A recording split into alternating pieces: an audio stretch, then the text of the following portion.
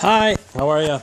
My name is Patrick, and today I'm going to show you how to grill some ribs, or actually barbecue some ribs on a Brinkmann offset grill slow cooker.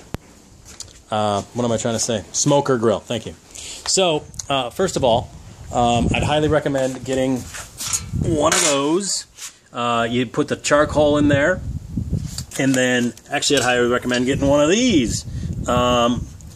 Put that in, and then it just plugs right into the wall there, and in about 8 minutes you've got some nice gray coals.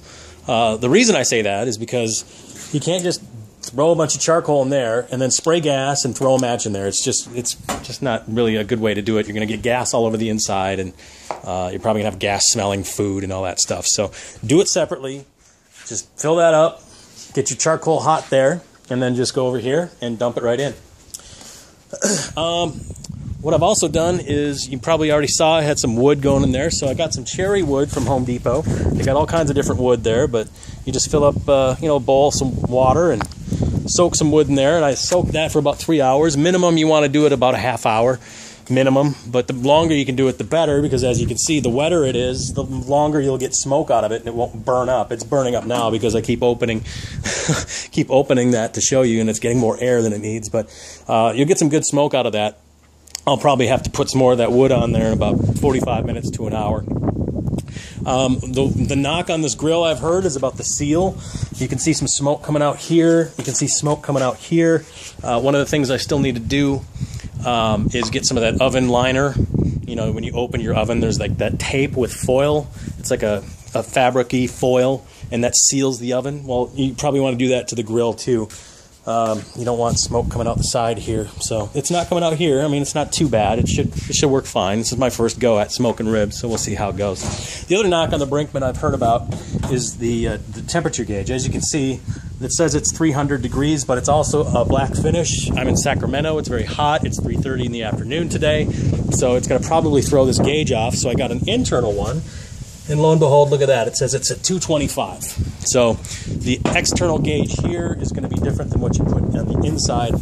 And I'd highly recommend getting another gauge. And that's important because you want to slow cook ribs between 225 and 275. The lower between that temperature. So the lower the better. Obviously, if you can get it at 225 for 3, 4, 5 hours, that's probably best. If you need to go 250 to 275 for only 2 or 3 hours, I suppose that works too. Whatever you want to do, but you can also see here I got a pan of water in there, and that's actually the water that the cherry wood was soaking in. So I just dumped that water into a little pan, and I also put some apple juice in there. So hopefully those flavors and that moisture will keep the ribs flavorful and moist as we go along here. So I just started these at like 316. I'll probably let them go for 3 hours, and then I might finish them by putting some charcoal on the grill area, and then just heating them at the end with some barbecue sauce. I'm going to put the sauce on at the end, just a little bit, but I want to do it maybe over the hot coals of the grill, and that will give it a nice bark, so it'll be crispy and that nice caramelized barbecue sauce flavor on the outside, but hopefully the ribs are juicy and moist on the inside. That's what we're going for. So I know I've opened this a few times. You don't want to open it while you're smoking, because if you're looking, you ain't cooking. You just want to keep it real slow and low, low temperature and slow time. So I'm not going to freak out about this. It says 300, but we know we just looked and it's about 225. So I'm going to assume that the temperature is good for a couple hours here. I'm going to come back. The only thing I'm going to open is this. I'll probably add some more wood and charcoal to it in about an hour. But that's how you're going to lose your temperature. Is the wood is going to start to die off, the charcoal is going to start to die off. So you just want to maintain the smoker part of it. And I'm going to leave where the ribs are closed from here on out.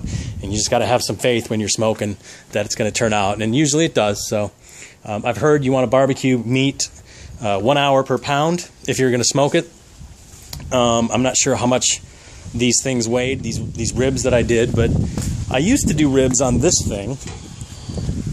And what I would do is I would just put charcoal on this side, and then I would just lay the ribs over here, close it, and then in 2 hours they were done.